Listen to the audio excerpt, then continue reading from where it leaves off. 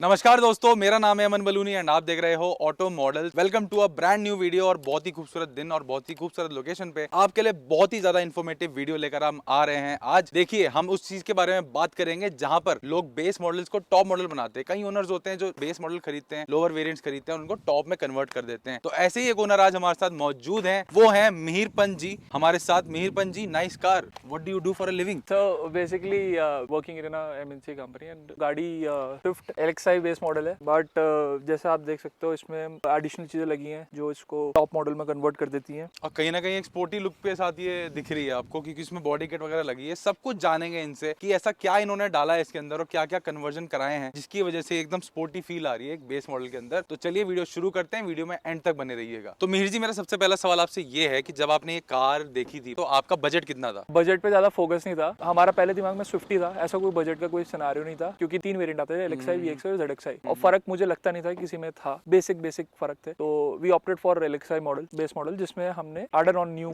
Things and made it look like a top model. तो यही मेरा सेकंड सवाल था कि आपने यही वेरिएंट क्यों चूज किया? हल्का हल्का तो आपने बता दिया कि जैसे कि बहुत ही बेसिक फर्क थे, है ना, लेकिन अगर मैं बात करूं जैसे टॉप वेरिएंट्स हैं, लोग ज्यादा प्रेफर करते हैं कंपनी फिटेड चीजें ले, आपने बेसिक क्यों उठाया? एक अपर वेरिएंट की तरफ चले जाते। तो अपर वेरिएंट में बेसिकली कॉस्ट बहुत ज्यादा थी, मैं पहले बजट को नहीं देख रहा था, बट अगर आप एडिशनल चीजें जेन्युइन पार्ट से लगाते हैं मारुति सुजुकी तो आपको लोअर रेट में पड़ती हैं एज कम्पेयर टू आप कोई हायर मॉडल लेंगे। कुछ चीजें हैं जिससे आपको पता लगेगा बेस मॉडल, वो मैं बाद में बताऊंगा। बाकी मिहिर जी, आपसे एक और सवाल मैं पूछूंगा कि जैसे आपने स्विफ्ट ली तो उस समय जब आपने ली थी ये गाड़ी, तब आपने और क्या क्या ऑप्शन देखे थे और कौन कौन सी कार्स देखी थी इस बजट के अंदर? तो 2019 में हमने गाड़ी लेने का सोचा था एंड 2019 में 3-4 गाड़ियां ही थी जो जिनको मैं प्रेफर करा था उस समय। पहला था स्विफ्ट, दूसरा था आपका टियागो, तीसरा था i10 नियो। उस समय एस्प्रेसो आई थी नई गाड़ी, को देख के भी सही लगा, बट आई डोंट थिंक कि वो ज्यादा प्रिफर्ड है, तो स्विफ्ट पहली प्रेफरेंस थी क्योंकि स्विफ्ट एक पोर्टी गाड़ी भी लगती है, लुक भी अच्छा आते हैं, परफॉर्मेंस भी सही रहती है। एग्जैक्टली देखा जाए तो स्विफ्ट अपने आप में एक ब्रांड है। Most people prefer buying Swift and you are one of those people, right?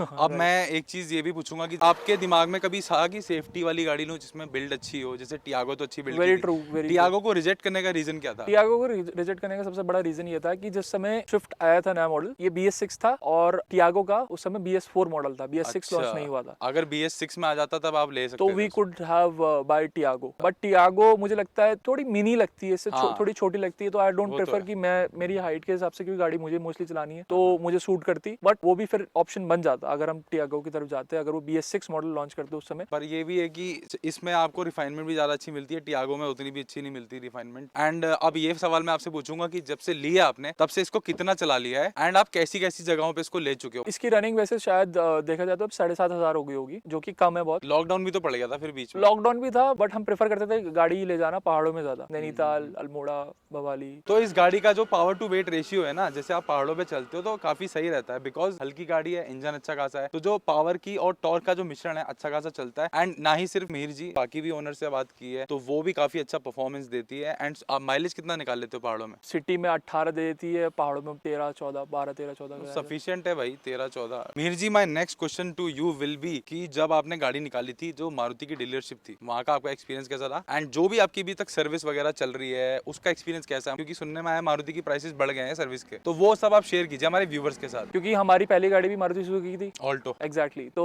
हमें वही सेल्स पर्सन मिला था जिसने हमें ऑल्टो दी थी। अच्छा, आपने एक्सचेंज भी कराई थी अपनी ऑल्टो इसके साथ? एक्सचेंज कराई थी, जो डीलर्स थे दे वर वेरी गुड। सबसे अच्छी बात ये है कि पेट्रोल ही अच्छा खासा देते हैं जब आप डिलीवरी ले जाते हैं, तो ऐसा काफी लकी है भाई ये, तो इनको पेट्रोल अच्छा खासा मिला था। सर्विसिंग की बात करी जाए तो 3 फ्री सर्विस थी, कोई पार्ट्स में कोई प्रॉब्लम थी नहीं। नॉर्मली जो आपकी सर्विस फ्री सर्विस में आती हैं चीजें, ज्यादा पैसा लगा भी नहीं, बट जो फोर्ड सर्विस थी, इंजन ऑयल बदलवाया क्योंकि हमारी अच्छे खासी चल गई थी, 5,000 से ऊपर हो गई थी। It was around 5,000 and the best part was that कि मैं यहाँ नहीं था, नोएडा था मैं। जो सर्विसमैन था वो हमारे ही कॉलेज का पास आउट है, हम एक ही फ्रेटर्निटी को बिलोंग करते हैं, ऑल्सो ऑटोमोबाइल इंजीनियर। हमने बात करी थ्रू टेलीफोन एंड सारी जो भी सर्विसिंग की बात थी वो ऑन द स्पॉट हो गई थी। उन्होंने सारी चीजें चेक करवाई, वीडियो कॉल करवाई, एंड जहाँ जहाँ मैंने प्रॉब्लम बताई थी वो उन्होंने चेक करी, we got the service delivery. तो आपका एक्सपीरियंस तो बढ़िया था। एक्सपीरियंस में काफी चीजें काउंट होती थी गाड़ी के बारे में, अच्छाइयाँ बुराइयाँ। तो पहले आप अच्छाइयाँ बताइए, फिर आपसे कौन्स पे आएंगे हम। प्रोज सबसे ज्यादा की रिफाइननेस आती है जब आप इंजन स्टार्ट करते हो, NVH लेवल सही है गाड़ी के, exactly. Refinement and other than that जब आप पिकअप ले तो इसकी जो ग्रंट आती है, जो आपकी पावर होती है, तो वो फील होती है। एक और चीज आप देखेंगे, इसका स्टीयरिंग जो है वो डी कट स्टीयरिंग है। कोई और सबसे बढ़िया बात इसके स्टीयरिंग व्हील की मारुति के हिसाब से है कि वापस आ जाता है घूम के, ऐसा नहीं कि वहीं रह जाएगा, छोड़ दिया। एग्जैक्टली मैं ये पूछना चाहूंगा कि आपको पड़ी कितने की थी? 6.5 के अंडर ही थी। तो मतलब बॉडी किट के साथ या अलॉय व्हील्स के साथ और इन सब चीजों के साथ आपको पड़ी है? एवरीथिंग विच इंक्लूड्स आपका infotainment, power window windows, all 4 side speakers, Sony के इंफोटेनमेंट सिस्टम है, अलॉय व्हील्स। 6.5 लाख में तो बहुत सही बैठ गया है। आपके हिसाब से ये सारे प्रोज है इस गाड़ी के बारे हाँ में? एग्जैक्टली। कौन से बताइए, क्या दिक्कतें आपको लगती है इस गाड़ी के साथ? ग्राउंड क्लियरेंस है, अभी मैंने हम्म। जैसे बॉडी किट लगाई है तो थोड़ा बहुत प्रॉब्लम आती है। और अगर मैं बात करूँ, थोड़ी बिल्ड क्वालिटी अच्छी होनी चाहिए थी मेरे हिसाब से। तो बाकी अगर मैं और कॉन्स बोलूँ तो है नहीं मेरे पे, I don't have any cons to say. तो पंत जी आप ये बताइए कि इसको लेकर रिग्रेट तो फील नहीं होता? मतलब ऐसा तो नहीं लगता कि यार कोई और गाड़ी ले लेता, ज्यादा सुखी रहता? No regret as of now. Only build quality जो आपकी लगती है? बिल्ड क्वालिटी थोड़ी बहुत वो भी इसलिए क्योंकि कभी कभी ऐसा होता है कि आपके कभी कहीं पार्ट्स में या अंदर कहीं वो तो चलो फिट एंड फिनिश तो अलग बात है, Exactly. लेकिन जैसे पहाड़ों पे इनकी रनिंग काफी ज्यादा है ना। पहाड़ों पे क्या सीन रहता है कि पत्थर वत्थर काफी गिरते रहते हैं, लैंडस्लाइड होती रहती है। तो जिस मटेरियल की ये बनी है, इतने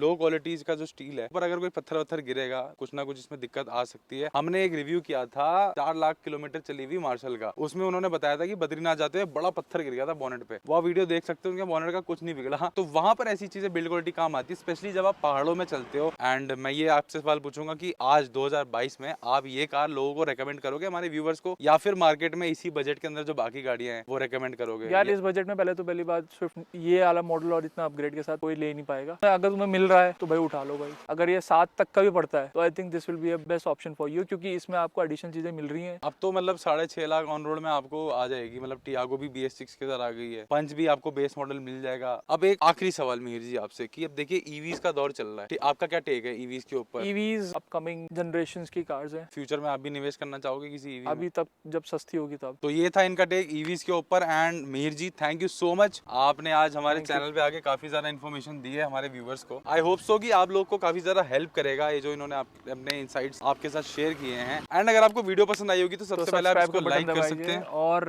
सब्सक्राइब का बटन दबाइए auto models. There you will get genuine recommendations of different cars and new gen automobile. तो हमें तो बोलने की कोई जरूरत ही नहीं है। ये वीडियो देखने का बहुत बहुत धन्यवाद दोस्तों, मिलते हैं आपसे अगली वीडियो में। यार एक मिनट, उसका फोन आ रहा, HR का, एक मिनट।